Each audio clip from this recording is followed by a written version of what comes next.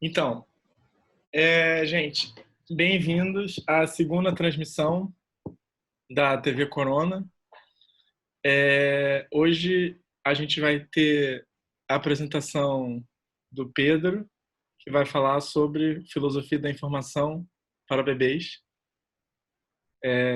Não sei se tem algum bebê aqui para poder avaliar se isso de fato procede, né? Mas enfim. Pedro pode se introduzir, se ele não quiser se introduzir também não precisa, mas enfim. Ok, valeu.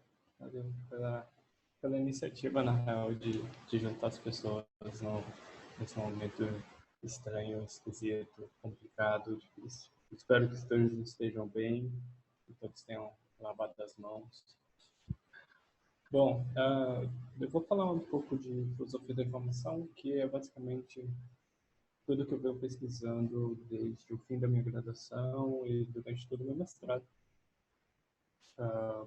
Bom, deixa eu introduzir rapidamente. Eu sou o mesmo osmose lá do Twitter. Meu nome é Pedro. E eu fiz graduação em filosofia aqui na UNB, Brasília, e depois fiz o mestrado em metafísica também aqui. E no fim da minha graduação eu comecei a tentar achar algumas sarnas para me passar. E sempre gostei de assuntos sobre tecnologia, essas coisas. Então, eu fui começar a investigar o que seria uma filosofia da informação. E aí, eu tive a sorte de um professor me acolher para deixar eu ficar pesquisando essas coisas, que até então é um pouco obscuro, visto que filosofia da informação é uma coisa terrivelmente nova. Se a gente começar a fazer um panorama de quando começa a usar o termo, que década de 80, o que para a filosofia é um segundo. Bom, aí eu fiz agora na minha pesquisa no mestrado, um panorama, um pouco de panorama sobre o que seria essa filosofia, sobre o que seria informação, e tentei jogar uma das questões dentro de interesse da filosofia da informação, que seria a questão da verdade, visto que a gente vive numa época de pós-verdades, fake news, esse tipo de coisa. Pedro, E daí, foi. você pode falar só um pouquinho mais próximo do microfone? Eu vou deixar ele mais perto aqui, talvez. Não sei se fica melhor assim. Ficou, tá melhorando. Alô? Melhor? Ok, Melhor, melhor. tá. Desculpa, mas enfim. Tudo bem, acontece. Bom, e daí eu pensei, bom, uma filosofia para babies, porque por ser uma coisa nova, relativamente nova, pouco falada, queria passar um pouco desse panorama geral para vocês, para ver quem se interessa e tal, esses novos olhares.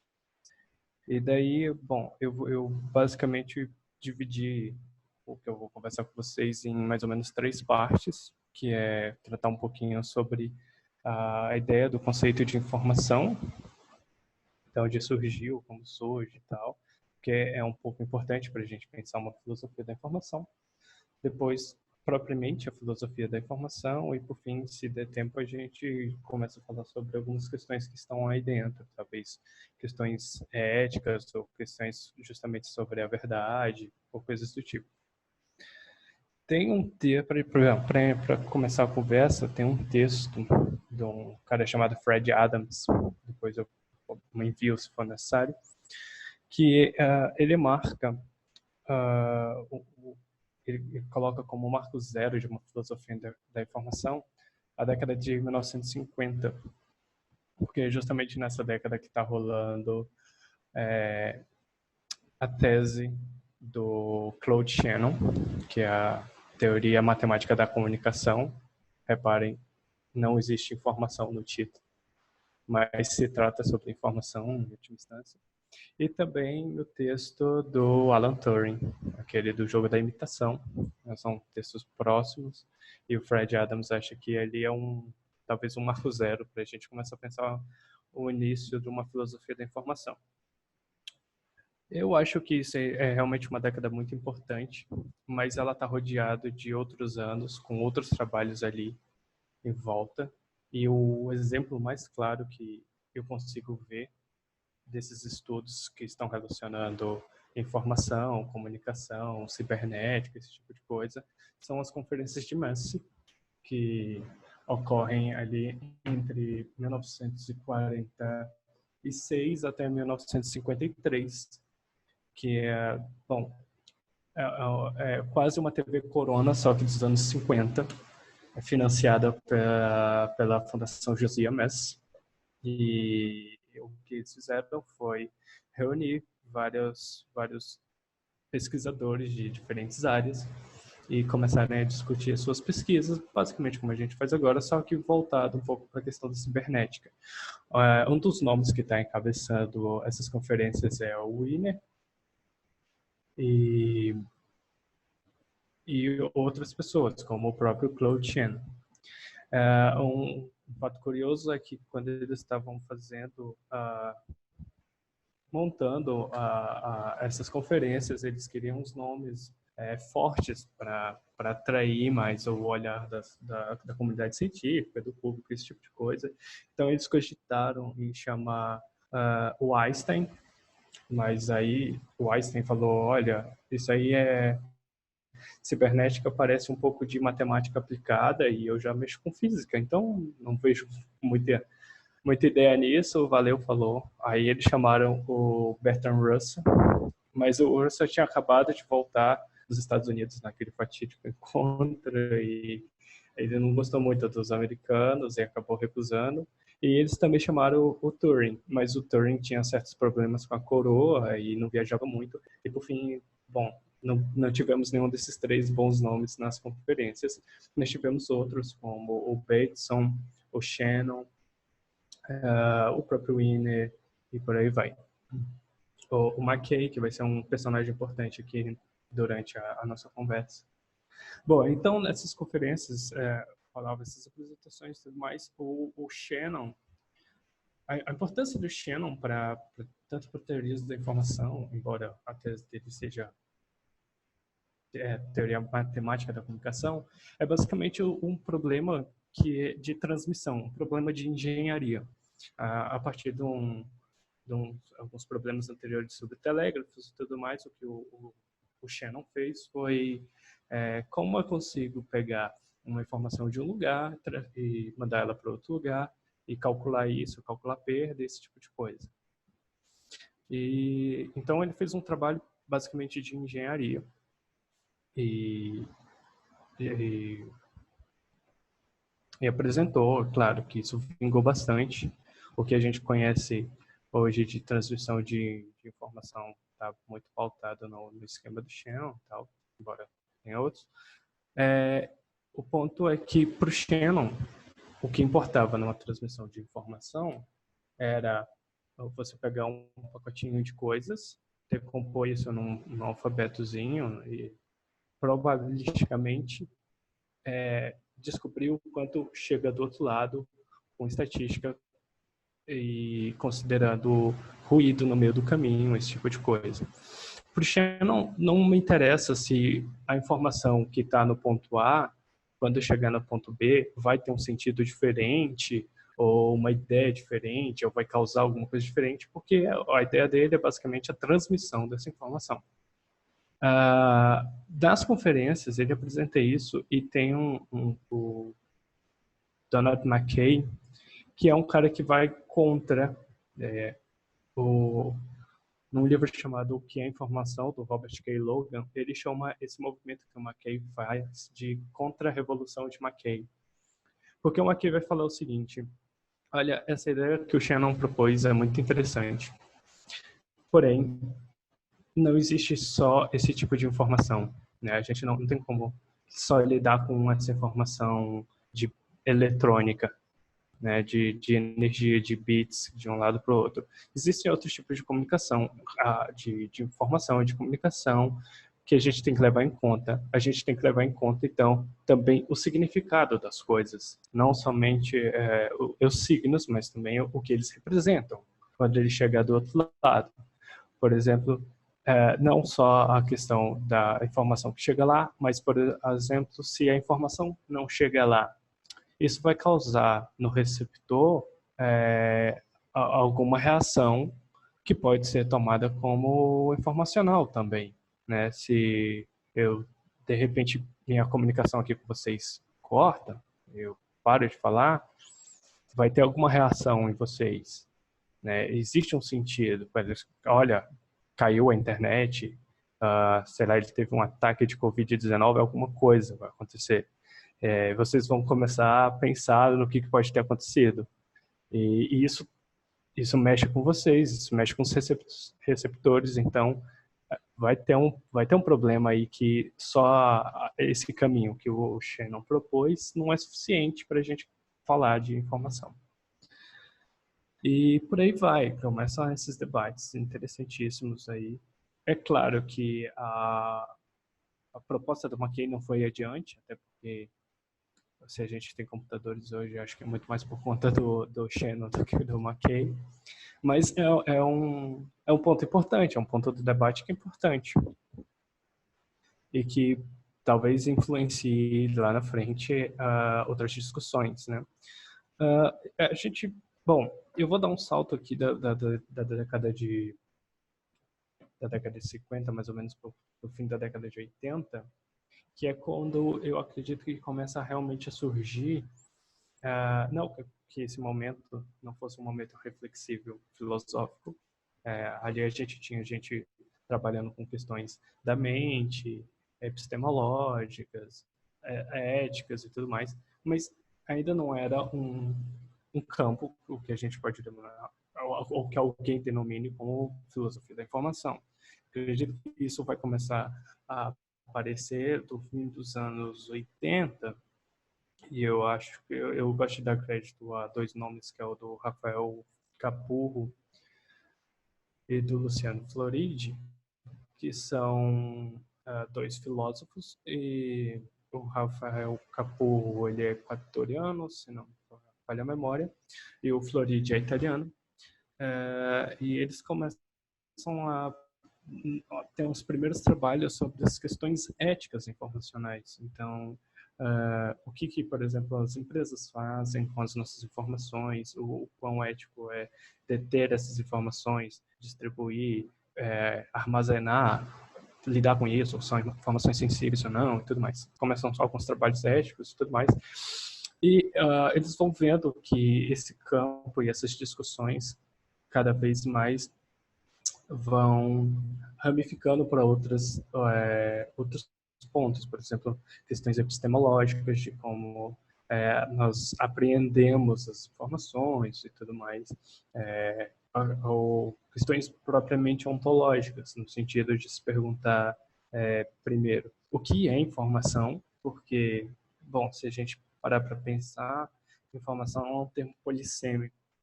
Então, bom, tentar traçar o sentido do que pode ser uma informação é um campo interessantíssimo e muito vasto. Eu pulei um pouco disso, mas o Rafael Capurra é um cara que se propõe... Bom, o Rafael ele é um bem heideggeriano, então ele se propõe a voltar desde os termos gregos de eidos e morphe, mas a gente pula essa parte, porque, enfim... Mas ele faz esse trabalho de tentar achar uma origem da informação lá no seu significado, enquanto o Floridi, por exemplo, tenta... Rafael Capurro, o nome dele. Alguém perguntou no chat. Bom, aí o Floridi, por outra via, ele já tenta elaborar uma própria teoria sobre informação, com alguns postulados e um sistema de que informação é composta por dados, e aí ele vai definir o que são dados verdadeiros, esse tipo de coisa. E aí você vai começar a ter algumas teorias, teorias filosóficas que vão tentar definir o que seria informação. Tem um panorama que o Floridi faz, que é interessante. Ele divide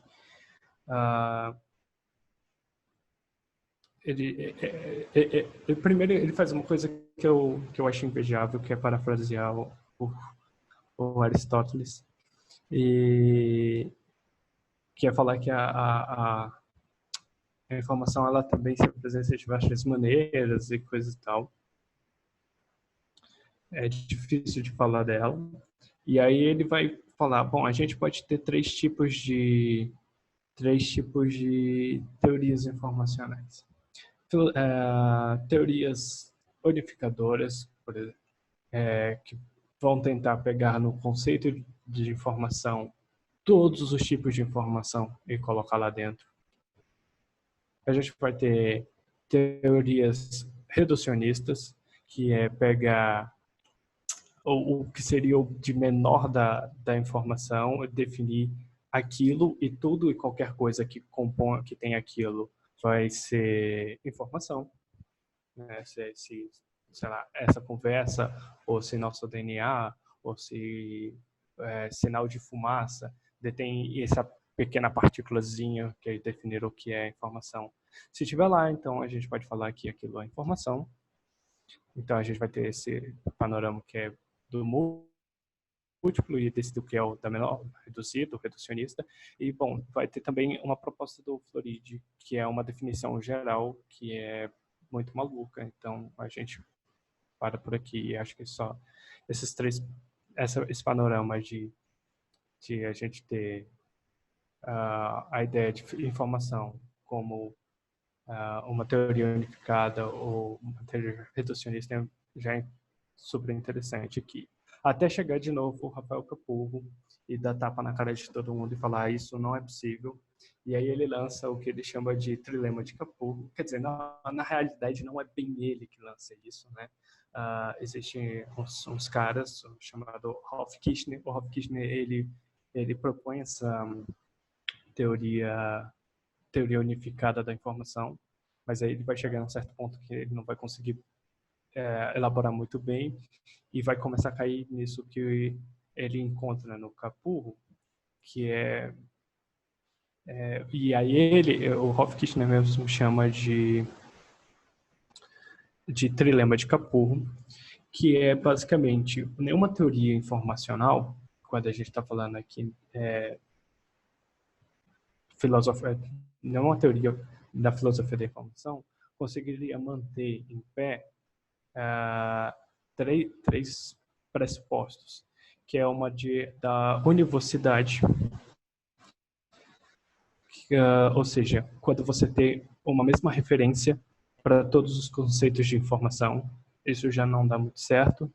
E se isso não dá certo, você também não vai conseguir ter uma analogia, ou seja, falar que uma informação é uma informação porque aquele outro tipo de informação comunga da mesma coisa, e aí o que vai resultar em vários significados de informação, e aí o que ele vai chamar de uma equivocidade. Enfim, isso é um impedimento para certas teorias da informação, como as teorias unificadas do Ralph Kirchner, e talvez, em algum sentido, na teoria geral da informação do Floridi, mas como ela é mais complicada.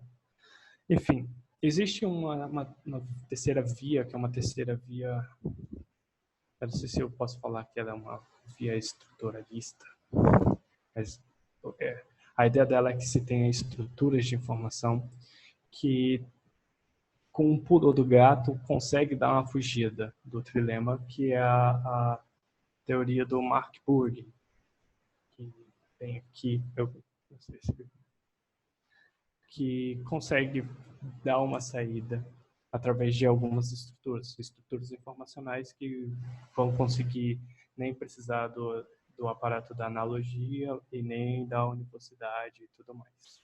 Enfim, isso seria mais ou menos para falar para vocês como existe e onde existe e quais são algumas das discussões ontológicas da informação. Mas não acaba por aí.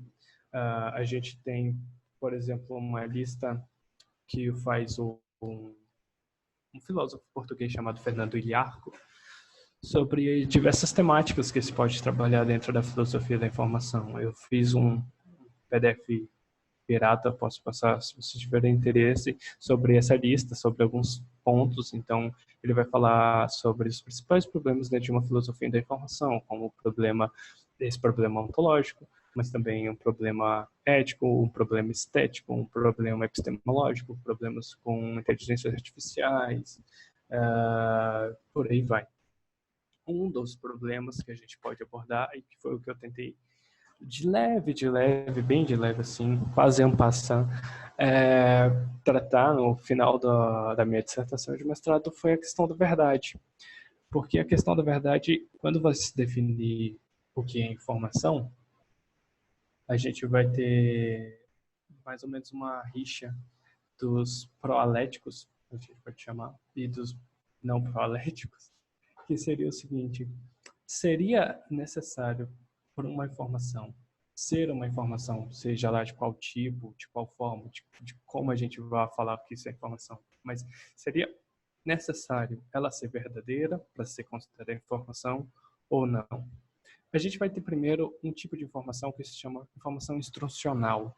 Para esse tipo de informação é bem tranquilo, porque no final eu dou os nomes.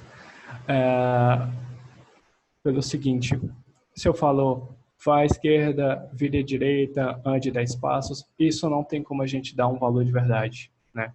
Então, esse é um tipo de informação que foge a isso.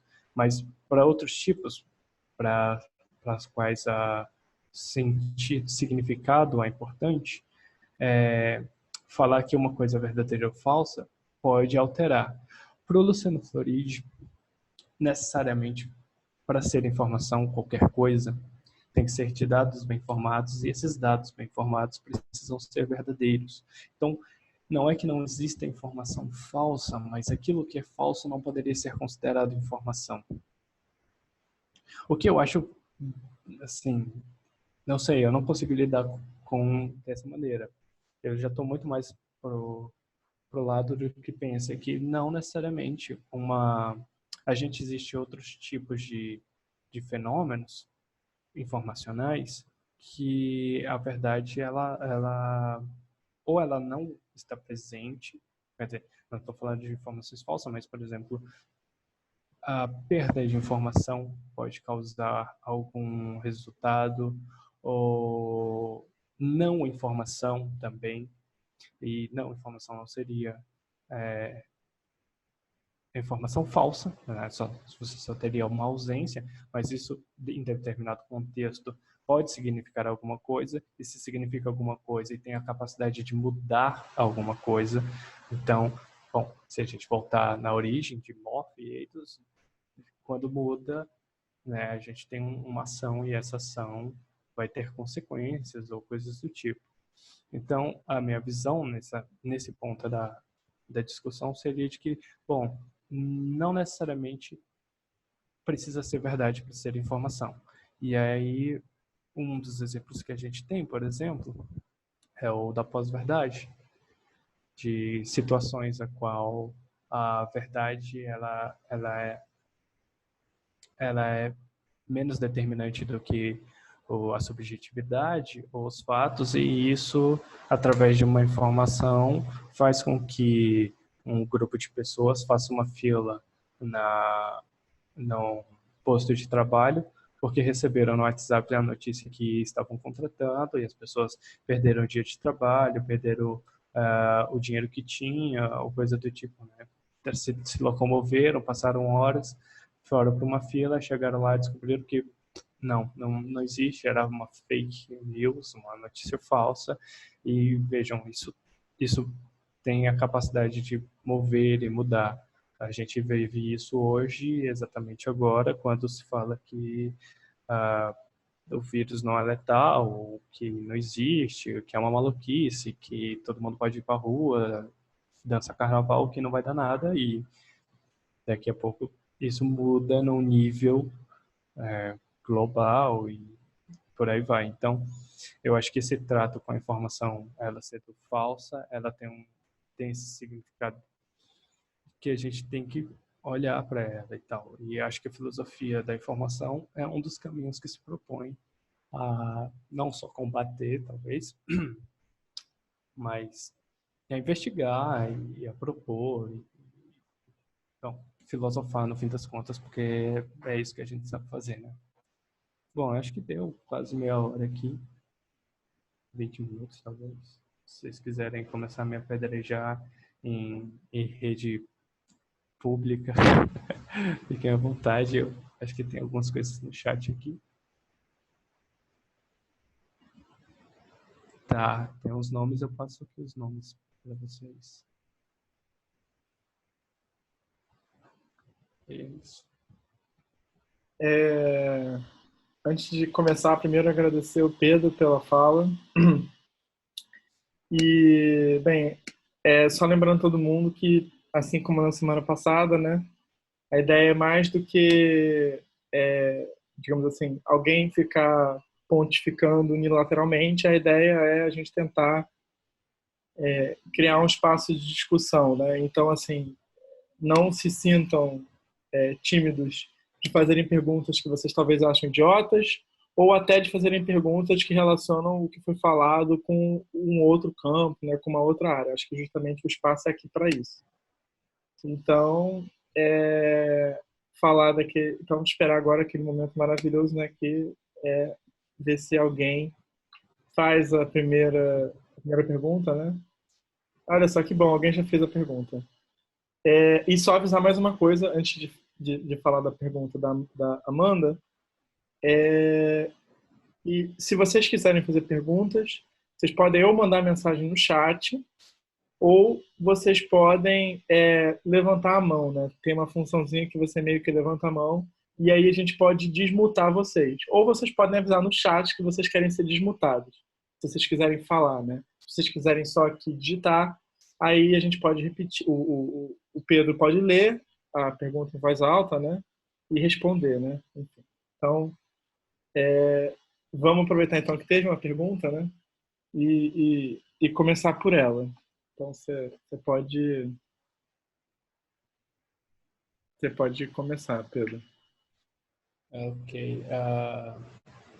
Bom, a Amanda pergunta sobre categoria ontológica de uma informação sobre uma coisa falsa.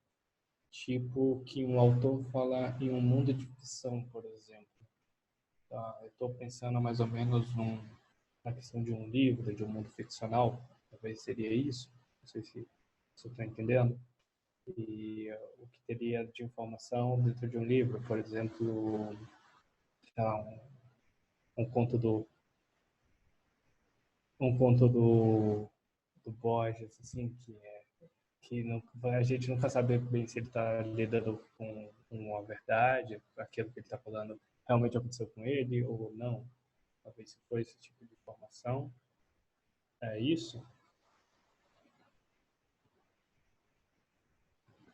A coisa falsa nesse sentido? Por aí. Bom, eu não sei como a gente lidaria isso, não. Bom, já comecei muito bem, eu comecei filosoficamente bem, porque falando eu não sei. Eu não sei como a gente lidaria isso em termos de uma ficção ou de um texto ficcional. A gente pode criar nesse sentido.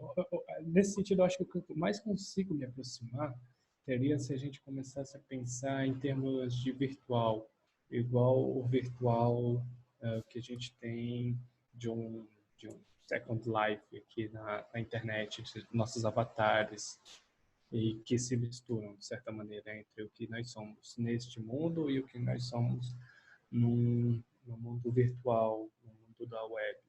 Talvez seria a aproximação que eu melhor consigo fazer no sentido de uma literatura ou coisa do tipo. Que seria colocar parte nossa, ou a parte do real, em um mundo ficcional ou no mundo virtual.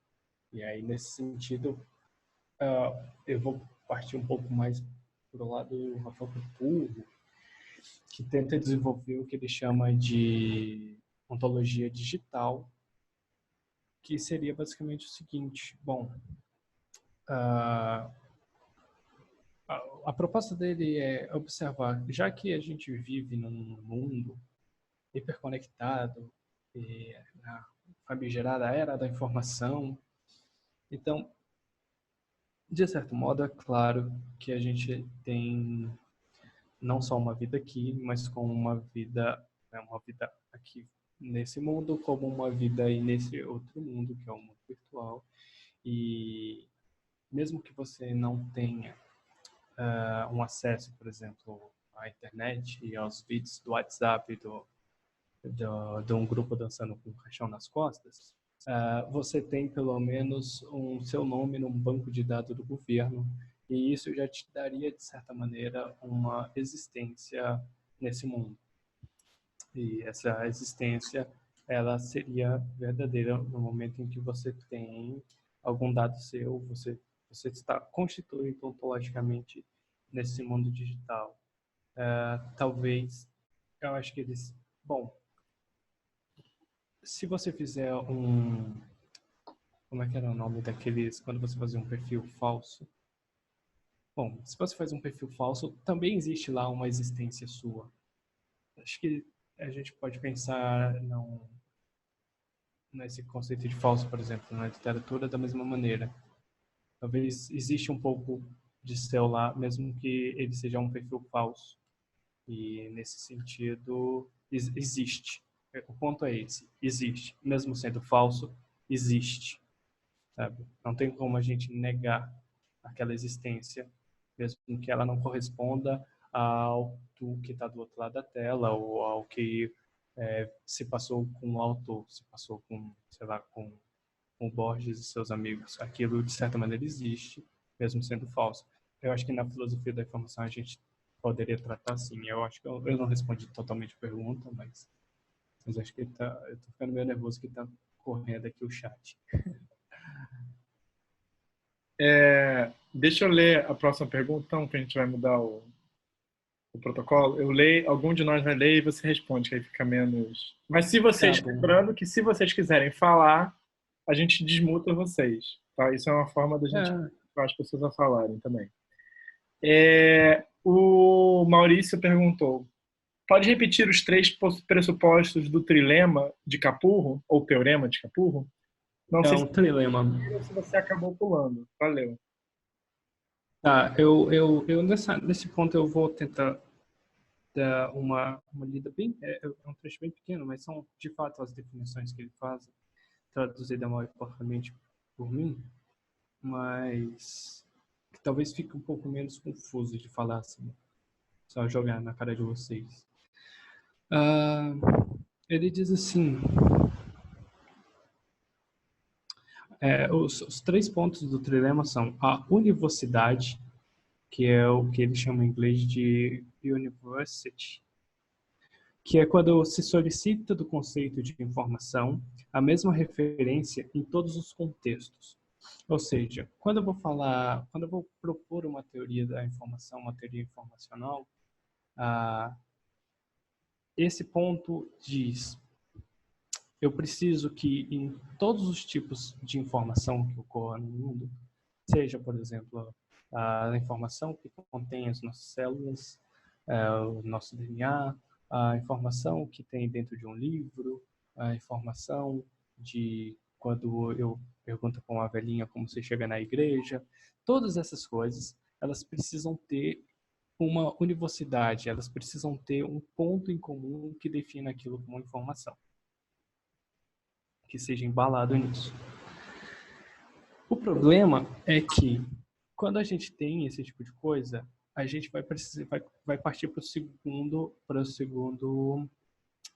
segunda parte do trilema, que é o problema da analogia. Como é que eu posso dizer que a informação que está dentro da minha célula é exatamente o mesmo tipo de informação que a gente tem dentro de um livro? A gente não tem exatamente como fazer essa analogia de informação. Essa informação e essa informação vivem nesse mesmo mundo, sabe? Compartilham dessa mesma propriedade de informação.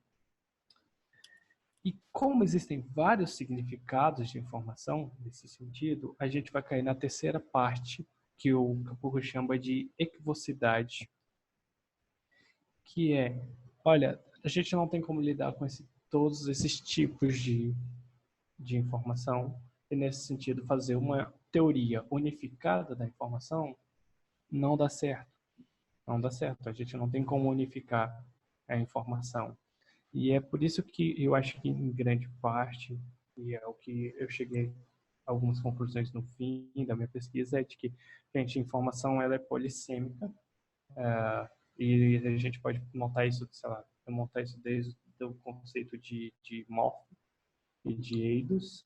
Então, meio que não dá para a gente ter uma teoria unificada. O que mais ou menos dá para a gente fazer é tentar lidar com os vários tipos de informação, os vários conceitos de informação, e tentar não só juntar, mas olhar e lidar com elas de alguma maneira que não necessariamente vai ser a maneira correta, porque a gente vai ter outros casos de problemas informacionais. Mais ou menos isso que seria os pressupostos do Capô. E no fim também eu posso passar algum texto para vocês que digam exatamente sobre esse ponto.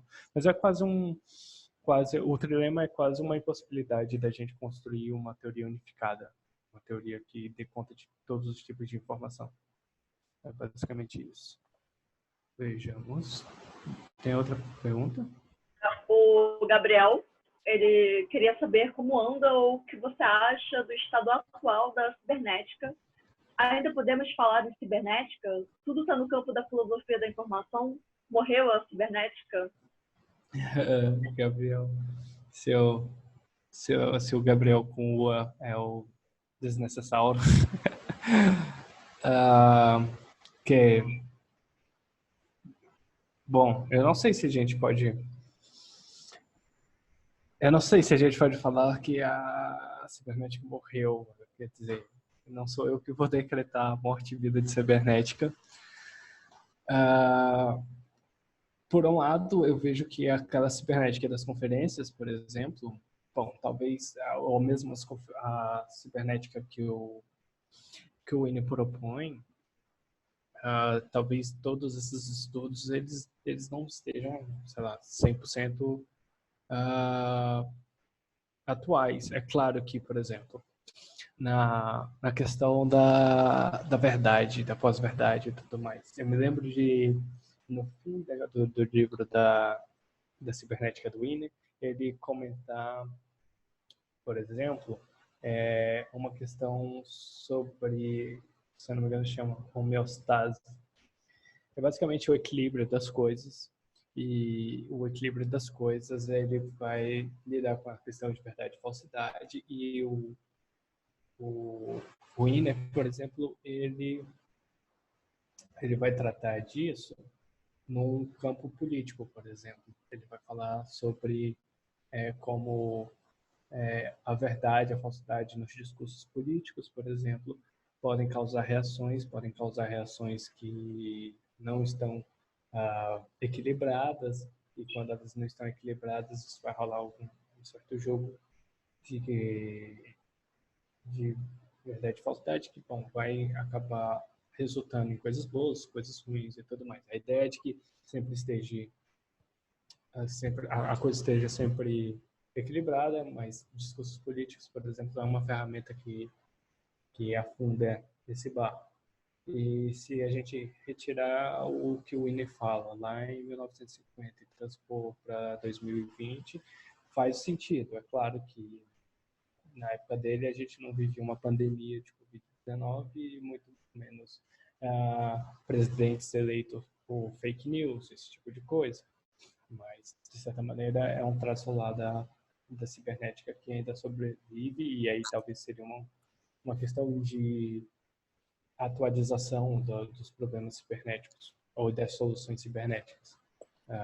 Bom, aí tem também lá o pessoal das CCRU, mas eu não sei sobre esse tipo de coisa, eu não me meto com essa gentinha, então eu não vou falar.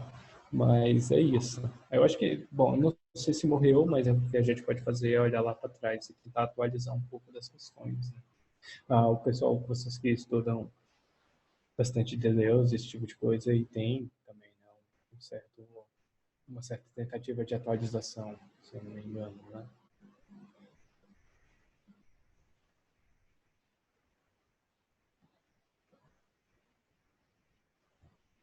E aí? Agora eu vou, antes da pergunta do Sileno, vou só desmutar aqui o Marciano Romualdo Já? para ele fazer a pergunta. Pronto. Bom, eu, na verdade, tinha feito 4 perguntas, mais uma, e só uma coisa meio que, 2 coisas a motivo de curiosidade. 3 perguntas e 2 coisas a motivo de curiosidade. Só que uma tu já começou a responder, mais ou menos, eu queria que tu falasse um pouco mais sobre isso, que é, qual a concepção ontológica de informação que você mais se aproxima? A segunda pergunta seria um pedido para tu falar um pouco mais sobre a noção de estrutura que a teoria da informação trabalha.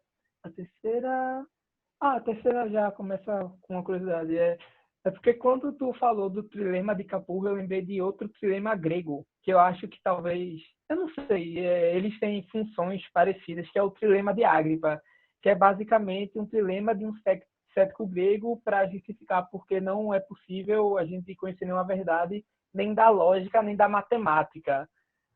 Me pareceu ter função parecida na teoria da informação. Aí, caso tu queira citar como curiosidade, já que tu falou, eu acho muito bonito como Aristóteles vai e faz os sentidos de ser na metafísica. Eu, pronto, mais uma coisa para tu falar como curiosidade para alunos, não sei. Esse ponto é que o Floride fala da informação, tá? Ele fala assim, assim como você, a informação se diz de várias formas. É mais ou menos isso.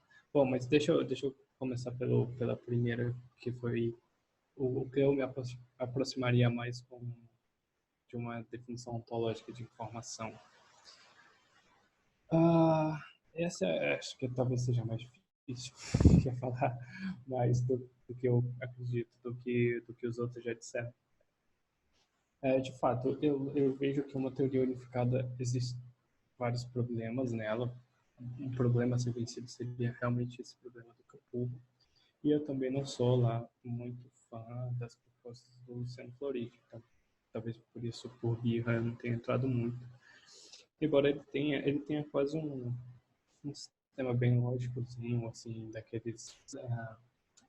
lembra de verdades bem formadas, como tinha que ser as verdades bem formadas?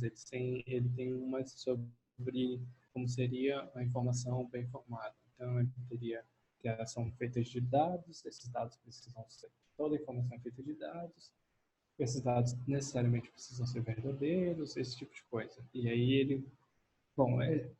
ele constrói esse sistema.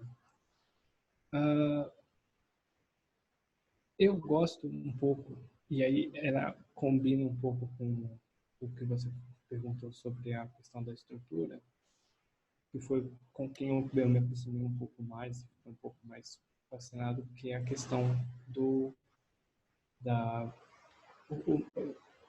proposta do Mark Burg. A proposta do Mark Burg não é uma teoria unificada da informação, nem uma teoria, é uma teoria geral da informação.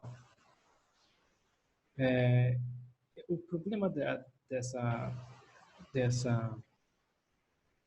proposta, desse viés, para agora, é que o Burg ele coloca pelo menos uns 10 pressupostos princípios ontológicos. E dentro desses princípios ontológicos, cada um vai ter pelo menos mais um sub-item. Assim. É uma coisa muito grande. Mas a ideia, no geral, partindo de alguns dos principais, é de que, bom, a gente teria várias estruturas, vários tipos de informação. Cada tipo de informação tem uma definição, tem uma propriedade, e a gente pode pegar essa galera toda, todos esses tipos de informação, esses diversos tipos de estrutura, e juntar eles. Não significa que as informações que estão lá dentro tenha a universidade nem a analogia, porque aí você não cai no treinamento de Capurro, mas são diversos tipos de informação. A gente parte da ideia de que a informação é polissêmica, então assim, tem vários sentidos, vários significados. A gente tentaria reunir isso tudo e começar a olhar, por exemplo, a gente consegue identificar que existe informação no nosso DNA. Beleza, isso é informação? Acho que sim. Então, joga para dentro da caixa. No jornal tem um monte de palavrinhas, a gente consegue codificar, transportar isso daqui de um lado para o outro, e a pessoa lá do outro lado vai receber isso e vai ler e tal. É informação? Joga para dentro da caixa também. E aí a gente pode pegar em todas as estruturas e perceber quais são os tipos de informação e meio que fazer um apanhadão, assim, sabe?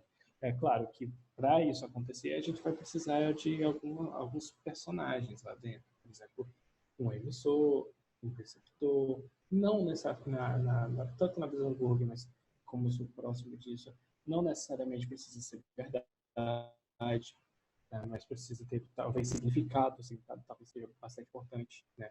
Porque na hora que chegar no receptor isso precisa fazer algum sentido, isso precisa ser codificado e depois decodificado, e essa decodificação precisa fazer algum sentido.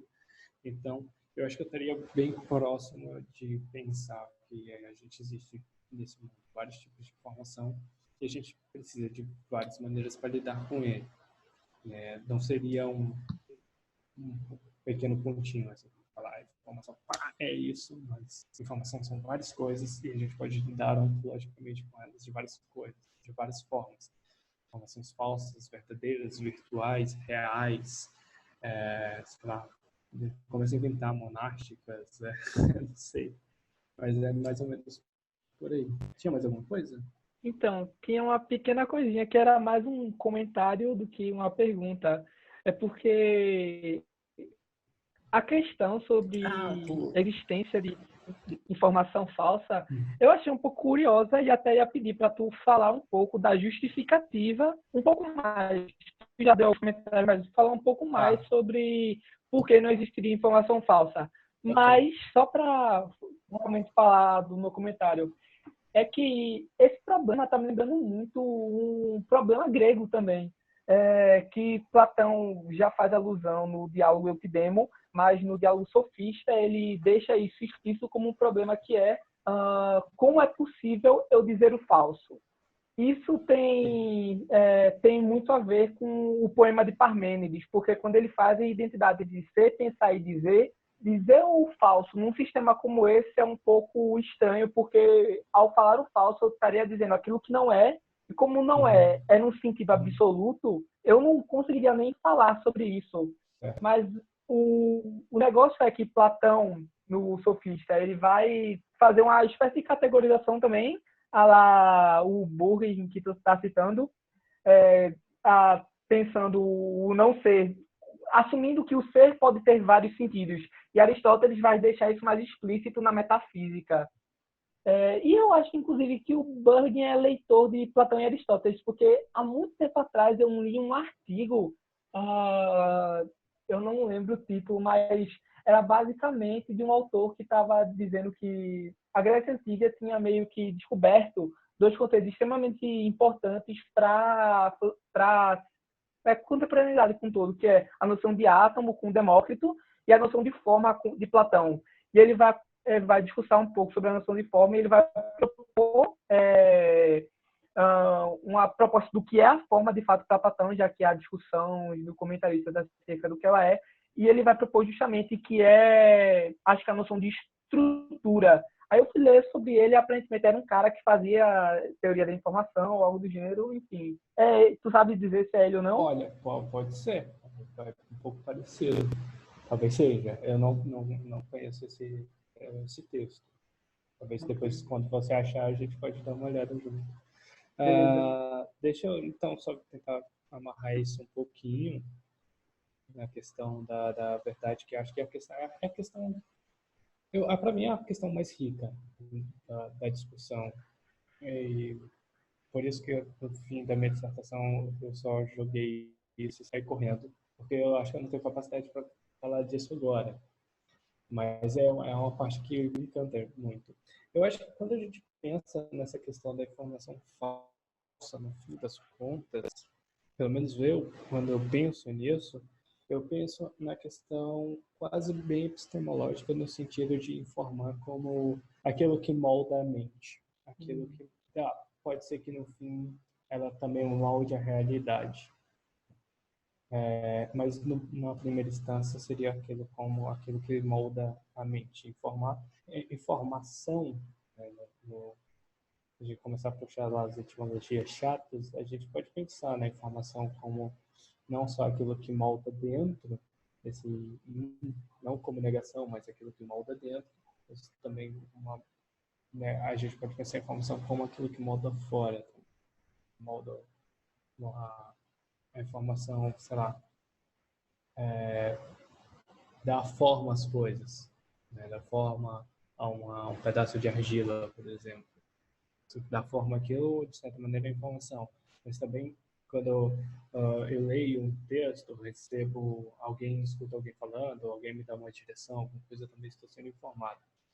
E aí, quando eu penso na questão da verdade e da falsidade, que acho que é mais importante ainda, quando eu tenho uma informação falsa, qual é a capacidade disso, que não corresponde a uma realidade, moldar a minha mente? Isso é um problema epistemológico bem tranquilo, né? Quer dizer, não é tranquilo, mas bem clássico, talvez. A negação de alguma coisa, qual é a possibilidade disso moldar? Eu lembro daquele exemplo lá de epistemologia, 10 anos atrás, que era, o cara está assistindo a reprise agora tá assistindo um jogo de futebol na quarentena e ele está assistindo a seleção brasileira ganhando a taça do Penta, só que ele não sabe que aquilo era uma reprise, e aí ele chega no fim da quarentena e fala: caraca, gente, olha só, o Brasil agora é Penta, a gente ganhou agora no último domingo o Penta, e na realidade aquela informação era uma reprise, era falsa, mas aquilo teve a capacidade de moldar a mente e aí, enfim, também moldar a realidade, aquilo que a gente sabe, não. Então, quando eu penso na questão da falsidade da informação, é justamente essa capacidade que as coisas falsas ou as coisas que não... Falsidade no sentido de não corresponderem com uma realidade ou coisa do tipo, tem de mudar aquilo que a gente sabe ou aquilo que a gente é. É isso. Vocês estão ouvindo esse apito? Desculpa. Eu tenho duas vizinhas que são idosas.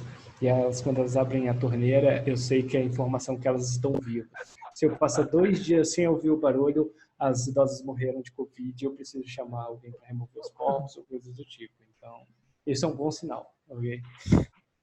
Próxima pergunta, seu Luiz. Belo exemplo de informação aí. Obrigado. Muito obrigado. O Silenos perguntou como que se discute nesses autores a atividade de decodificação da informação por parte do receptor, pensando principalmente na avaliação se a informação é verdadeira ou completa. Nossa, Silenos, essa foi difícil. Peraí, deixa eu... Por parte do receptor, pensando principalmente na avaliação. Tá, ok. Nesses autores, eu não sei exatamente, quer dizer, até onde eu fui, ninguém lida, pelo menos até onde eu pesquisei, ninguém está lidando muito exatamente com a questão, talvez, da presunção. Eu acho que o Burgen seria alguém que está mais preocupado, mas vejamos, o Floridi é um cara que ele está ali mais fechado com o Shannon. Para o Shannon, foda-se, não interessa tipo, o que vai. A não ser se o pacote A chegou no local B, se todos aqueles bits que saíram daqui chegaram aí, tá ok, tá sussa. Não me importa se você acha eles bonitos ou não, ou coisa do tipo, o que você entende dele. O importante é só a transmissão e o receptor é importante porque é ele quem recebe essa transmissão. Agora, o que ele vai fazer com isso é um problema dele. E se isso significa ou não, é um problema que o McKay traz e não o Shannon. E ele está muito bem com isso, obrigado, eu acredito. Talvez os autores... Bom, aí o Floridi está um tanto quanto mais fechado, talvez, com a teoria do Shannon, então eu não sei qual grande importância ele daria para os receptores e para a codificação. Agora, E numa visão mais estrutural como a do Burger, por exemplo, onde a recepção é importante e a decodificação é importante, bom, isso vai gerar uma questão que é o seguinte, uma questão bem interessante. O valor dessa informação para quem recebe, eu tenho um exemplo que vou tentar facilitar com um exemplo, que é a nossa mania filosófica. Juro que eu não vou envolver cadeiras no exemplo. Pensa em três situações, pensamos em três situações de um livro de matemática, por exemplo, e aí a gente tem três receptores para aquele livro, né? Tem três pessoas que vão entrar em contato com aquele livro de matemática. Um professor da faculdade que já leu aquele livro 1 milhão de vezes e sabe o que é aquelas letrinhas, aqueles números estranhos representam. Uma pessoa que não sabe ler, nunca abriu um livro na vida, não tem conhecimento nenhum, e, sei lá, o calouro de matemática, lá, sei lá, no primeiro, segundo semestre. Pro professor, aquela informação, aquele livro, ele tem quase nada, zero de informação. Não teria informação, porque ele já aprendeu, ele já passou pelaquela surpresa de ter aquele contato, então todas aquelas páginas seriam um pouco informacionais para ele. Para quem não sabe ler, também é pouco informacional. Ele não consegue decodificar aquelas coisas, aquelas informações não tem como chegar a ele de certa maneira, ele tem o dicionário na qual ele possa verificar o que significa aquilo, ele não sabe nem ler, então é zero informacional também. Então, excesso de informação não é informacional e nenhuma informação também não é informacional. Agora, para aquela pessoa que está começando a aprender matemática, aquele livro é muito informacional. Aquela codificação ela é muito valiosa e muito grande. Talvez a gente possa começar a pensar e voltar com o Shannon na ciência de entropia, mas a ideia básica é essa. Você precisa ter certo nível de bagagem, pode-se dizer talvez, para conseguir encarar as codificações, saber codificar e decodificar. E aí esse pouco dessa bagagem que talvez traria isso que você pergunta sobre a questão da codificação e decodificação dos receptores, né? E aí é o ponto. Se você tem tudo decodificado, você não tem muita informação, pode ter, mas muito pouco. Se você também não sabe decodificar, você também não tem informação. Agora, se você sabe como decodificar e vai decodificando, aí o valor informacional das coisas sobe. Não sei se é exatamente essa linha que você estava pensando. Isso. Tem uma pergunta agora do Rômulo. Rômulo, estou procurando o Rômulo aqui para desmutar ele. Aí. Oi? Oi. Perguntar sobre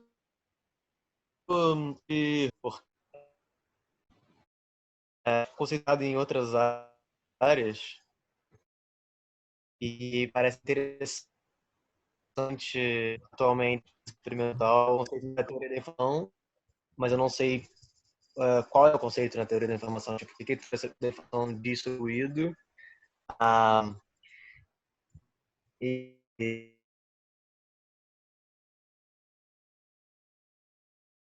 Deixa eu ver se eu consigo mostrar isso para vocês. Não sei se vai dar certo, mas esse é o esquema do Shannon que talvez vocês tenham já visto em alguma vez na vida de vocês. Se não conseguir, é só botar Shannon teoria da comunicação que vai aparecer, que é basicamente o esquema da teoria da matemática dele, teoria matemática da comunicação dele, que é você tem uma fonte de informação, essa fonte da informação vai para um transmissor, você transmite a fonte, e aí vai para um transmissor, que é o meu microfone, e esse sinal sai daqui e vai passar por toda a rede mundial de computadores, Pode ser que nessa rede mundial de computadores haja algum ruído, e o ruído é nada mais nada menos que perder a informação, e aí a gente tem um cálculo para isso, já volto. E daí vai para um receptor, que provavelmente são as caixinhas de som, e o destinatário, que é você. O lance dos ruídos é que, bom, é um modelo estatístico, o modelo do Shannon. E como é que funciona? Você decompõe, bom, o Shannon, ele pegava isso e pegava as informações e convertia isso em bits, daí que nasce, são números bináriozinhos. Você tem uma pequena forma de calcular isso e probabilisticamente você vai saber o quanto uma informação tem de bits e quanto de bits chega do outro lado. E se essa estatisticamente chegar lá do outro lado, esse número de bits, então você teve a informação, o ruído, você teve a informação, ou você não teve perda, ou você teve perda. Basicamente, eu não sei se eu consigo explicar isso de uma maneira muito didática, por 2 pontos. Primeiro, que eu não sou matemático, nem engenheiro. Eu tive que aprender isso mais ou menos só, mas tinha um segundo ponto que eu já nem lembro mais. Enfim. Sim, e outra, sei lá, aqui vai ser um pouco mais complicado, talvez, mas a ideia é basicamente que você decompõe essas coisas, por exemplo, acho que na minha dissertação talvez tinha isso. Você decompõe, por exemplo, a palavra Araraquara, e aí você vai calcular em Araraquara a quantidade de A, R, Q, U, você vai transformar cada uma dessas em um bit. Aí você pega dá mais ou menos, acho que 4 bits, se eu não me engano, Araraquara. Só que você tem que considerar que você tem uma certa quantidade de A's que se repetem, uma certa quantidade de R que também se repetem. Então, já uma vez que eles se repetem, você não precisa pegar esse A e ficar multiplicando as entidades, né? Salve, Guilherme de Ouro. Você pega um A e você joga lá e probabilmente quantos A's podem aparecer na palavra Araraquara. E aí você faz esse cálculo e no fim das contas, se você receber a mesma quantidade de bits que você enviou, basicamente não houve ruído. O problema é que às vezes não acontece. Às vezes a gente pode ter problemas de comunicação, problemas de engenharia mesmo, de comunicação, que é basicamente por isso que o Shannon começa a estudar esse tipo de coisa. Tem 2 caras que vêm antes do Shannon. Esse tem um nome estranho, é o Hartley e o Niski. Eles estavam com problemas de estudando telégrafos e tudo mais, e engenharia e transmissão, porque o que acontece é que quando você transmite uma coisa muito distante, vai chegar um ponto que essa informação ela vai começar a se perder força, mais ou menos, então você teria que ter um repetidor para impulsionar isso demais. E basicamente eu acredito que seja assim. Eu não sou engenheiro, mas quando você começa a perder essas informações, seria o ruído, não necessariamente alguma coisa que chega lá e bagunça, mas o simples fato de você perder a informação, seja por falta de força, alguma coisa, seria o que ele consideraria talvez assim, que eu realmente não entendo. Então, por favor, não faça mais perguntas do tipo dessa aqui, ok?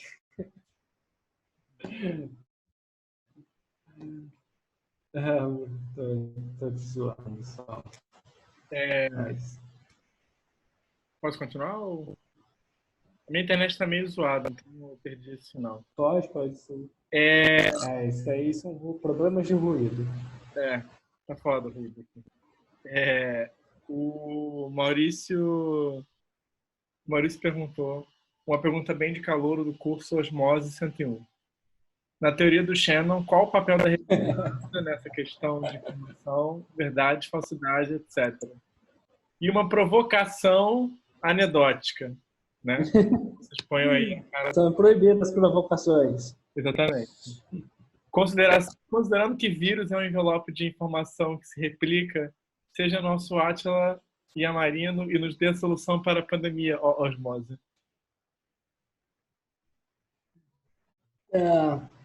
Bom, nesse primeiro modelo que eu mostrei do Shannon, ele, se eu não me engano, ele não vai tratar de redundância. Mas tem lá eu acho que durante a teoria matemática ele fala, eu lembro de ver o modelo no livro do James Blake. Deixa eu ver se eu acho para vocês. Bom, eu acho que não consegui achar agora. É um livro muito interessante sobre informação. Eu super indicaria a vocês, que se chama A Informação, do James Blake, que vai tratar sobre informação desde da era dos telégrafos, mas vai falar muito sobre a questão do Shannon e tal, e mais algumas outras coisas. Mas eu acho que lá ele dá alguma resposta, ou pelo menos indica alguma coisa sobre a questão da redundância em Shannon. Eu realmente não sei como é que o Shannon lidou com isso, porque eu não fui tão longe no coisa, porque, repito, eu não sou engenheiro, então chegar a partes que têm integrais e certas funções e certas coisas do tipo, certas letras gregas que eu não consigo decodificar, e aí eu vou passando. Bom, isso aqui não é tanto para mim. E aí eu não sei como é que o Shannon lida com a questão da retransmissão, mas eu acredito que ele lida assim em algum momento e talvez, se eu achar, eu te mando alguma coisa do Blake falando sobre a questão da retransmissão luz, tá? James Blake, informação, isso mesmo. E aí tem a questão do vírus. Considerando que o vírus é um envelope de informação que se replica, eu não seja nosso Ashley Marina e nos dê a solução para a pandemia. Bom, vírus falsos talvez seria uma informação, uma solução, não sei. Eu não sei exatamente como é que o vírus ele de forma informacional poderia ser curado a não ser com água e sabão lavando bem as mãos. Eu acho que essa é a melhor solução informacional. A gente distribui panfletos falando para as pessoas lavarem as mãos. Não, panfletos seria uma má ideia, porque elas teriam que pegar. Mas lavem as mãos, é isso. É o máximo que eu consegui chegar de um Ashley Marino uma vez. O que eu queria confirmar algo tipo Ralph Kirchner, exatamente esse nome. Se chama o Glorious Lottie. Wolfgang, alguma coisa Ralph Kirchner. Mais ou menos por aí, acho que você acha isso. Rômulo, sua cidade. Oi. Pode falar. Eu só li a pergunta dele, eu não sei se é uma pergunta de verdade, mas pode responder se quiser. Sua cidade é uma mídia, seria o coronavírus, um vírus. Depende do tipo de vírus, eu acredito, né? Quer dizer, a gente tem, assim como informação, vários tipos de vírus. Vírus que estão lá só para roubar coisas, vírus que estão lá só para deixar o seu sistema mais lento, vírus que fazem ataques de DDoS, esse tipo de coisa. Então, o coronavírus, eu acho o coronavírus um vírus bastante inteligente, de certa medida, porque, veja, ele ataca uma população que é mais velha e ele é letal para essa população, a população mais idosa. E não é tão letal para a população mais nova, né? Embora pareça que já tem alguns casos de bebês que morreram por conta do Covid, mas se você parar para pensar, o bebê ele vai viver por mais tempo do que o idoso. Então, se o bebê está com um vírus incubado de alguma maneira, dessa forma, o vírus vai se manter há mais tempo.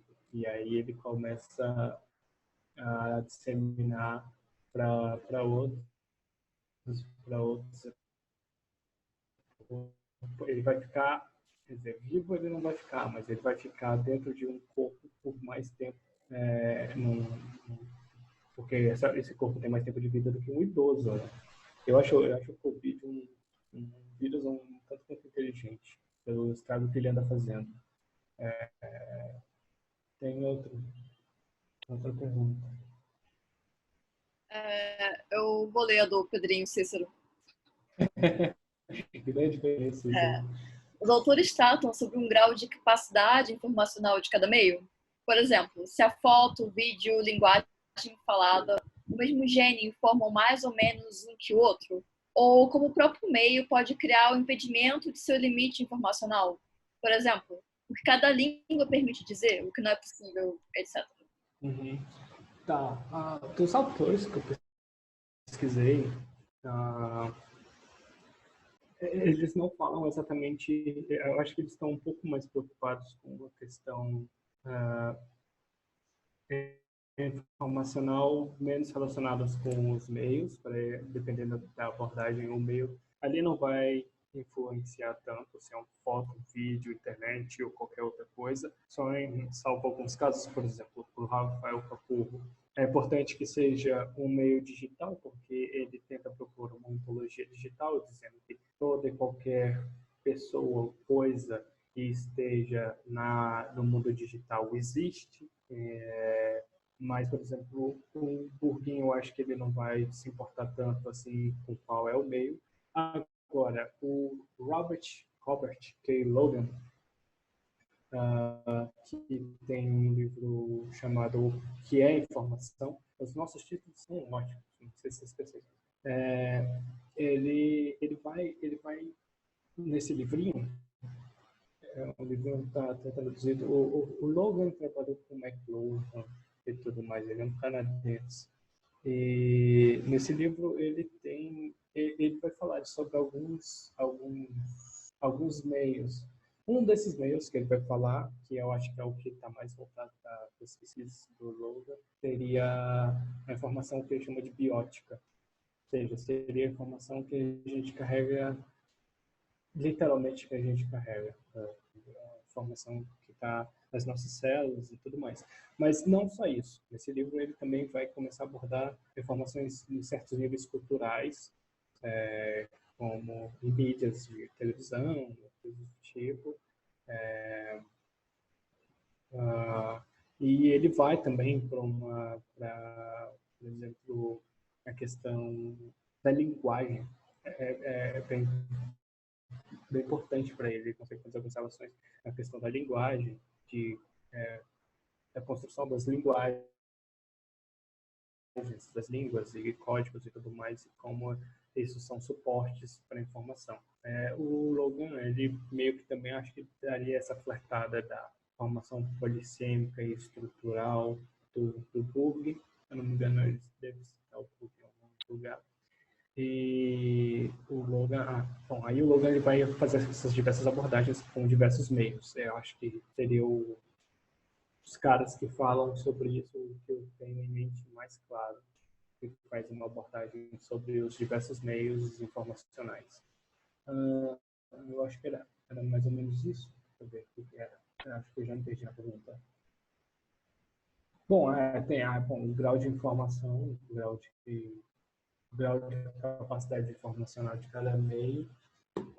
Eu acho que no Logan, eu não sei se ele vai dar categoricamente assim, tipo, vejam, um livro ele é mais informal, ele é mais informacional do que um sinal de fumaça ou coisa do tipo.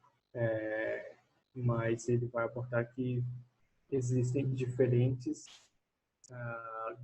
graus ali dentro. Eu não sei se a gente pode dizer que um é mais ou menos, a não ser como eu tinha dado naquele exemplo que traz o Burg. Depende muito de quem recebe essa informação.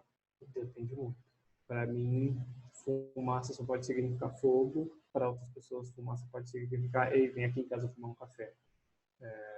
Vai depender do meio, vai depender de quem está mandando, quem está enviando, quem está mandando e de quem está recebendo, e quanto cada um tem de conhecimento sobre esses códigos e coisa e tal. Mais alguma? Eu tenho uma pergunta, acho que não tem mais nenhuma por enquanto. O moderador vai fazer a pergunta, então. Eu queria saber, assim, de modo geral, o que é a entropia para a teoria da informação e no geral, não precisa ficar presa a ela, e por que ela é importante. Tá. Tá. Não façam mais perguntas desse tipo também. A entropia é muito engraçado, a história que está por trás disso. Quando o Shannon estava fazendo a teoria matemática, entropia... Tá, eu vou tentar explicar... Não, deixa eu contar o fun fact primeiro. Ele chegou pro von Neumann, que era o parceiro dele, matemático, acho que ele era professor. Acho que o Shannon era dono do von Neumann. Ele falou, olha, eu tenho esses resultados aqui da minha teoria e tal, mas eu não sei como passar isso. Aí o von Neumann falou assim, olha, sabe o que você pode fazer? Chama isso de entropia, sabe por quê? Porque ninguém sabe o que é entropia, e se um dia alguém perguntar para você o que é, você dá a sua resposta e como ninguém sabe, vai ser isso. E aí o cara foi lá e botou entropia. Basicamente, bom, entropia na física é próxima, mas não sei se é exatamente a mesma coisa que a entropia na informação. A entropia na informação seria... Deixa eu ver como é que é. O que você mede quando você usa o modelo de Shannon é basicamente essa diferença entre o estado da... Eu não sei se posso dizer o estado da matéria, porque não é da matéria, é da informação. O estado da informação. Você tem o tanto de informação, e se essa informação começa a ficar cada vez mais... como posso dizer? Obrigado, Leonardo. Leandro. Se você pega essa informação, quanto mais complexa ela fica, quanto mais difícil ela fica, como uma pergunta dessa, mais entropia vai gerar. Porque essa dificuldade basicamente é um sistema reducionista, reduzido. Então, quanto menor é a minha informação, quanto menor a informação que eu envio para você, mais a probabilidade dela chegar em você. Se eu digo A, pronto, A tem uma entropia muito baixa.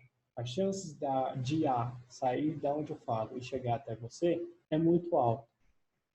Ou seja, a desorganização dela é grande. Agora, se eu leio o Don Quixote inteiro para você, como tem muita informação, pode ser que no meio disso a gente perca as coisas. Ou, sei lá, você fique entediado e durma, ou tem algum problema na nossa transmissão. Enfim, a entropia dessa coisa é muito grande, né?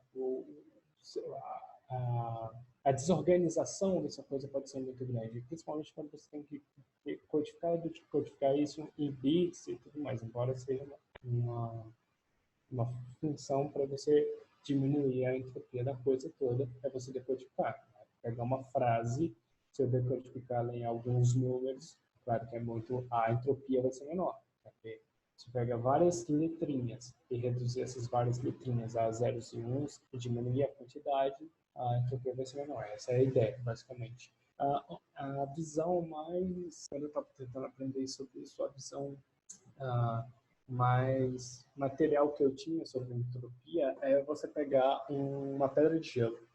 A pedra de gelo, quando ela está em formato sólido, só existe isso, né? Uma pedra de gelo, ela está ali toda recortadinha, um quadradinho, um cubinho e tal.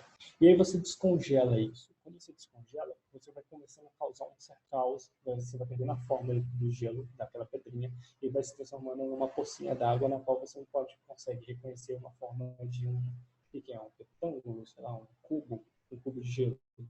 Né? E basicamente a ideia da entropia é isso. Quando você está com o sistema todo organizadinho, todo quadradinho, cubinho de gelo, você tem uma entropia muito baixa.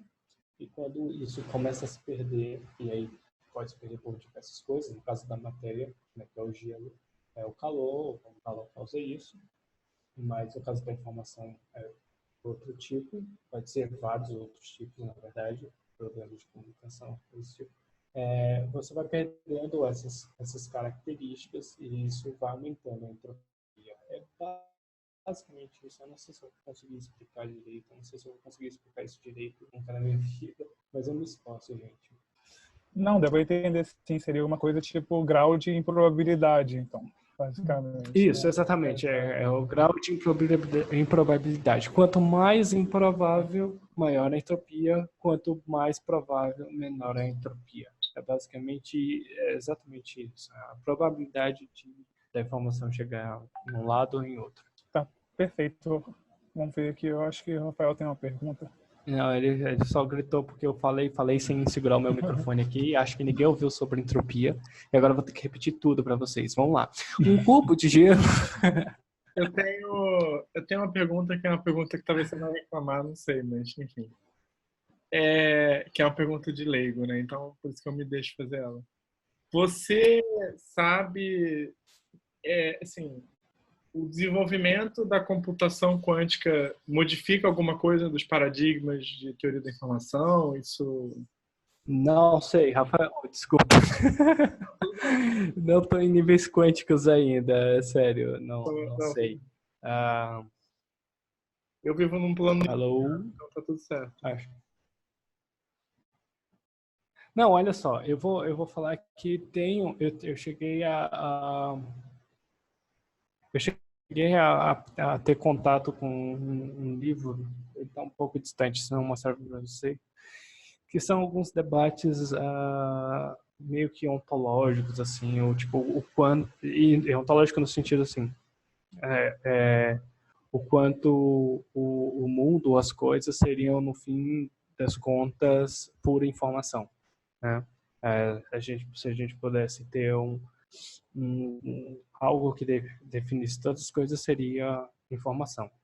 É claro que vai para muitas loucuras, mas, se eu não me engano, algumas das saídas que as pessoas veem seriam começar a misturar coisas quânticas, porque coisas quânticas é super divertido. Se você abrir um coach quântico, você fica muito rico. Ou talvez seja a mesma estratégia do Shannon, né, de falar hoje a entropia de hoje seria o quântico. Quando você fala de quântico, ninguém questiona, só aceita. Mas eu acho que realmente existe. Eu posso depois dar uma olhada e te mandar alguma coisa da galera que fala isso. Mas a ideia deles é basicamente tentar responder a criação, o universo, o mundo, as coisas, o próprio demiurgo através da informação. E aí eles usariam coisas quânticas para isso.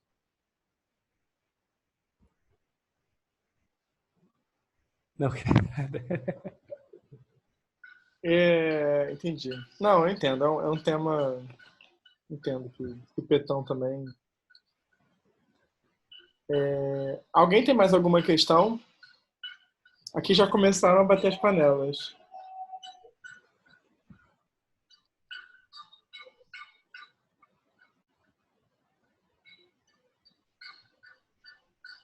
Olha só. Marciano tinha levantado a mão. Tá, ele tá com a mão levantada? Não mais. Não mais, desistiu.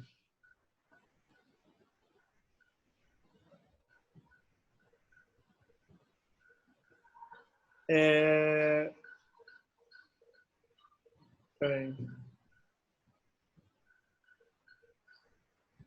Bem, gente, assim, então, não sei, se não tiver mais nenhuma pergunta, ou se o próprio Pedro não quiser falar mais alguma coisa. Eu tenho uma pergunta muito leiga e fora da área. Existe um diálogo entre a galera da teoria da filosofia da informação e a galera da teoria da tradução? E se há diálogo, como se dá esse diálogo? Bom, não entendi. Esse diálogo não é uma afirmação, foi uma pergunta. Se existe... Existe. Ok. Tá. Eu não conheço a galera da teoria da tradução.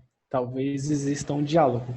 Entretanto, eu acho que não só na filosofia da informação, como em toda filosofia, existe diálogo com toda e qualquer área. Eu sei que, por exemplo, na filosofia da informação é muito fácil a gente achar diálogo entre o pessoal da ciência da computação, os engenharias da computação, esse tipo de coisa, alguns matemáticos ou físicos. O Logan, por exemplo, se eu não me engano, ou ele é físico ou ele é biólogo, ou ele é os dois, alguma coisa do tipo. Porque, bom, informação É quase mesmo que aquela premissa lá das conferências de Messi, né? Você estuda uma coisa que está relacionada com diversos campos. A gente vai falar de informação, a gente pode falar de informação, e se fala muito mais, é claro, do que dentro da filosofia, em cursos de comunicação, ou de engenharia, ou desse tipo de coisa. Então, provavelmente, deve ter algum estudo de tradução que vai ser relacionado. Talvez eu possa tentar achar isso em alguma coisa do Logan, que é quem fala sobre a questão da língua e linguagem e tal. Mas por ser um campo amplo, né, eu acho que a filosofia da informação dos campos filosóficos é a não ser talvez um dos mais novos, porque, bom, meia dúzia de gente acho que se interessa por isso. Nem todas são essa meia dúzia de gente, pelo menos 50% não é da filosofia, são de outras áreas. Pode ser que alguém seja das traduções, alguma coisa. Eu não tenho conhecimento, eu queria ter conhecimento sobre isso. Eu posso até procurar e a gente discute no Twitter. Mas eu acho que eu queria voltar só rapidamente. Alguém tem mais uma questão? Acho que aparentemente não no chat. Que é de volta ali, acho que a gente já está perdendo clientes também, então acho que já está bom de parar. Que é basicamente isso, não só quase uma lição, que não só a filosofia da informação, como toda a filosofia, como que a gente está fazendo agora, e foi o que foi feito em Messi, que eu acho que é uma proposta muito legal. Assim, eu fiquei durante todo a minha pesquisa, que está um pouco parada agora, um dos pontos que eu mais fiquei encantado são as conferências. As conferências, você tinha antropólogos, biólogos, matemáticos, gente de toda a área, de toda sorte, comentando os seus trabalhos e discutindo, tentando propor alguma coisa que, ok, pode ter só gerado um grande livro de 2.000 páginas, mas gerou alguma coisa e propôs debates e discutiu. E no fim das contas, para mim, não importa quais foram os caminhos que isso tomaram, é um discurso filosófico muito válido. E se eu puder, eu acho que eu vou continuar estudando bastante as conferências. E eu acho que isso aqui me deixa mais animado por ser algo que eu estaria mais próximo de uma conferência de Messi. Deixa eu mostrar para vocês essas conferências, esse livro aqui. Bem legal. É isso.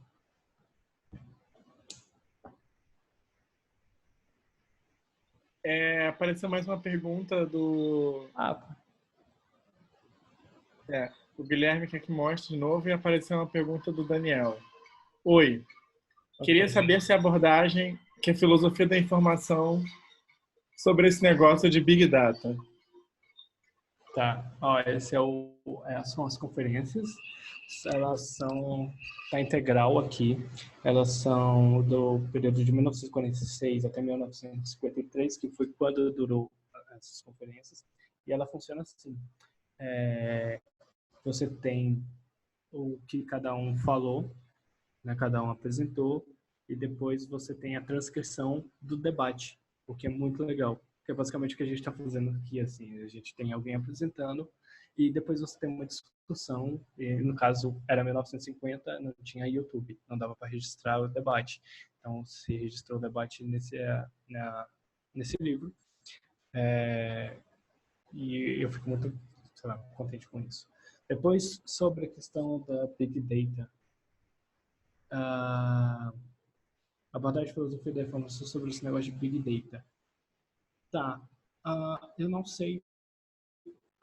Bom, eu entendo muito pouco de Big Data. Não sei que é uma quantidade massiva, enorme de dados e que você pode pegar isso e começar a minerar e tirar algumas previsões sobre, sei lá, sobre qualquer coisa, sobre a taxa de infecção do Covid até sei lá, jogar nas patas do cavalo. Mas filosoficamente, eu também não saberia dizer qual seria uma posição, porque a gente não consegue tratar com pouca informação, imagina com essa quantidade absurda. Entretanto, eu sei que o Luciano Floridi é um cara que anda escrevendo sobre Big Data por aí. Tá? Então, eu acho que talvez em um nível ético a gente pode começar a discutir esse negócio, que é, olha só, a gente tem empresas coletando dados e dados de várias formas. Quer dizer, meu celular está aqui do meu lado, então provavelmente o Google já sabe todas as minhas preferências sobre livros e mercado. A Amazon já mandou notificação aqui falando sobre o novo livro do Floridi, que está lá na minha cesta, provavelmente. E a gente pode começar a fazer, por exemplo, um debate ético sobre isso, né? O quão a gente está... Bom, voltando, por exemplo, ao Capurro, né, que diz que a nossa vida, a digitabilidade da nossa vida, o quanto nossa vida está disposta e exposta na internet, o quanto a gente tem o domínio sobre as nossas informações, o quanto a gente não tem esse domínio sobre as nossas informações, isso tudo vai acabar sendo proposto em diálogo, né? E talvez a questão do Big Data, talvez um bom caminho para a gente começar a falar sobre isso é justamente essa quantidade massiva de dados. O que as pessoas, o que as empresas fazem com isso? O que os governos fazem com isso? O quanto eu sei que os meus dados estão em algum lugar? O quanto eu não sei que os meus dados estão lá? O quanto pode ser protegido ou não? Afinal das contas, essas informações e esses dados são coisas que, embora estejam no mundo virtual, afetam diretamente a minha vida aqui nesse mundo, se a gente pode chamar ele de real. Não só nesse caso de Big Data, mas eu acho que no ponto mais próximo da gente, que seria uma questão das redes sociais, que, bom, o quanto eu falar sobre guarda-chuvas vai começar a aparecer anúncios para mim, o quanto esses anúncios ou essa grande taxa de estímulo que as empresas dão para a gente ficar olhando a cada 10 segundos o celular pode ser não, é prejudicial a uma saúde mental, coisa do tipo, e começar a fazer esse levante de debate ético. Mas também acho que aí não para só por aí, né? Vai por uma questão ontológica também, pode ir por uma questão epistemológica, ou a mesma estética, né? Depois que o Instagram mudou a logo dele para aquela logo toda colorida, achei um inferno de feio. A crise da estética começou ali, gente.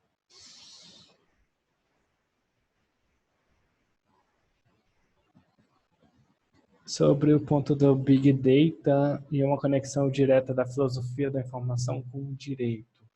Bom, eu sei que Bom, tem uma coisa antes aqui em cima. O que é? Foi você, né, Rafa? Sobre o Big Data. Tá. Bom, sobre a questão do direito, eu acho que Bom, de novo, do Big Data não tenho exatamente certeza sobre isso, porque eu não estudo. Eu não conheço muito sobre Big Data, só o básico. Mas essa conexão entre a filosofia, mas não só a filosofia da informação e o direito, é uma coisa não só válida, como cada vez uma ação maior pela parte do pessoal do direito estudar a questão informacional. Eu lembro de ter visto uma vez um curso, eu tentei até entrar, só que no formato que era justamente sobre a questão de direitos, né, dentro desse mundo virtual, uma legislação em cima desse mundo, que é um mundo um tanto quanto caótico, que vai se gerindo por ele mesmo, mas ainda assim precisa de certas regras. Tinha um segundo outro ponto. Sim.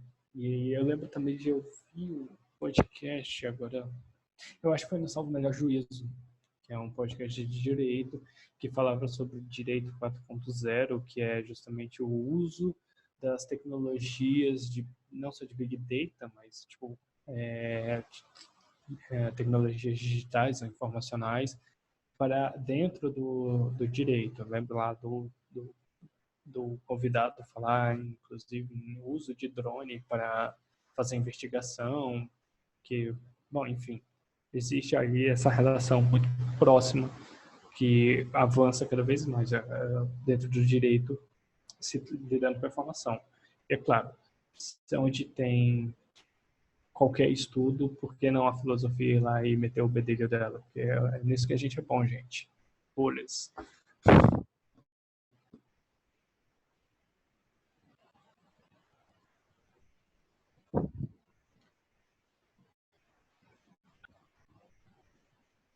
Ok.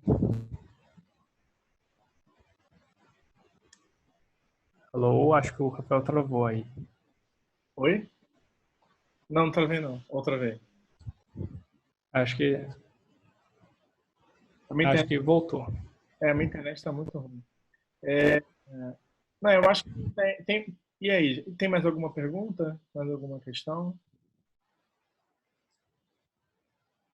Lembrando que a ideia é a gente ficar até mais ou menos umas 9 horas, o máximo, né? Enfim. Então ainda tem um tempinho para quem quiser fazer uma provocação, né? Não, por mim tá tranquilo, porque só tem compromisso às 11 horas que passa a reprise do Clone e eu tô assistindo nesse tempo de quarentena. E aí eu gosto muito de ver o Dr. Albieri, então até às 11 horas eu tô livre aqui. Esse tipo de replicação você aprova? Com certeza, esse é um bom tipo de replicação.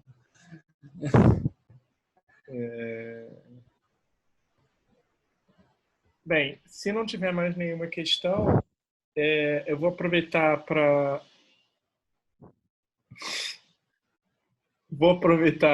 antes dessa pergunta do... Ele está aqui? Não, ele saiu. Semana que vem, vou aproveitar para anunciar, né? Já postamos no Covidios, né? Mas semana que vem a gente vai ter a fala do Rômulo.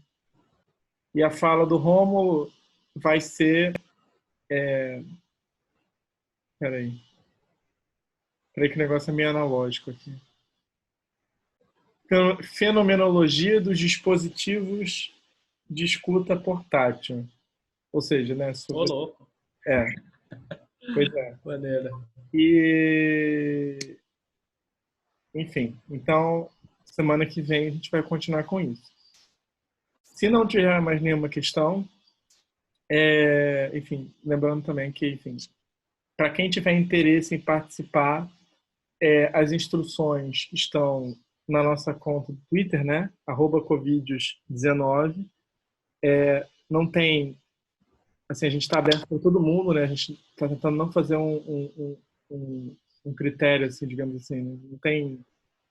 Não tem assim um princípio assim de seleção. A gente só quer que sejam pessoas que estão... Assim, se a pessoa manda é porque a gente acredita que seja um trabalho sério, né?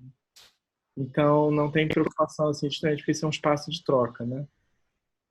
Então, só para reforçar isso. Bem, se ninguém tiver mais nenhuma pergunta, eu só queria aproveitar para agradecer o Pedro. Acho que foi muito interessante a fala dele. E eu fiquei muito feliz também que a discussão foi muito... como é que se diz? Bem, a discussão não parou o tempo inteiro, né? E eu achei isso muito bom, né? A única coisa que eu falaria, né, que se vocês se sentirem menos tímidos para fazerem perguntas falando, isso também seria algo que a gente acharia massa, mas a gente entende quem tiver preguiça ou timidez, enfim, ou sei lá, ou não tem microfone. Mas também queria agradecer, então, não só ao Pedro, mas com todo mundo que participou, né? Tanto as pessoas que fizeram perguntas, quanto as pessoas que só assistiram. Enfim. O Pedro tem mais alguma coisa para falar? Você tem algum jabá? Não tenho nada. Não tenho. Só lavem as mãos, é isso. A gente se cuidem, que o bicho tá pegando. Tá. É isso. Valeu pelo convite. Não, foi ótimo A mesmo. gente continua por aqui, a gente continua pelo Pelo Twitter. Twitter. E pelo Fino do Fino da Filosofia, que é um nosso canal do Discord, que não necessariamente é filosófico. Eu vi que tá voltando lá, eu vi que as pessoas estão postando algumas coisas. Valeu, gente. Tá. Mas enfim, então obrigado.